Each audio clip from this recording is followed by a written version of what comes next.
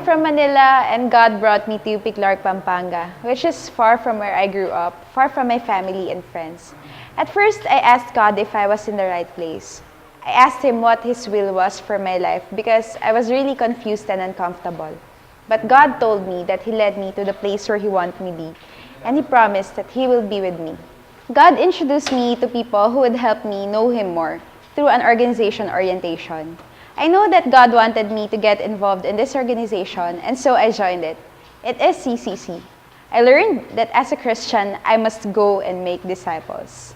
I realized this when I attended a New Life training cycle where I saw Christian students from other campuses who are striving to make disciples in their campus.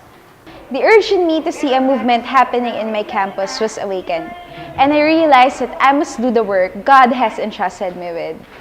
Later on, I owned the leadership in our campus. I was invited to gatherings where I got to meet other key volunteers from various campuses, for which at first I was reluctant since my involvement will cost me a 2-hour travel from Pampanga to Manila.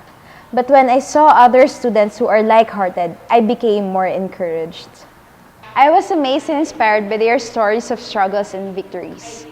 I realized that seeing other burning logs sparked a greater fire in my heart.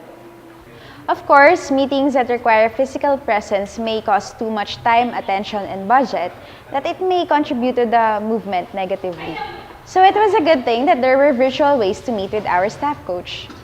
Through Facebook, we may post stories and prayer requests on the Key Volunteers group. We can also chat with our staff coaches for advices, same as with the use of Skype. Emailing have also been useful for sending and receiving materials and lessons we need for our campus movement. Technology has been a very good instrument to communicate with our staff coach and other key volunteers from other campuses since we are far from Metro Manila. Virtually, we received constant follow-ups from our staff coach that may help our ownership for our campus to stay in us. Moreover, God's empowerment remains in our hearts. With this, the campus movement meets the improvements and sustenance it needs to carry on the will of God.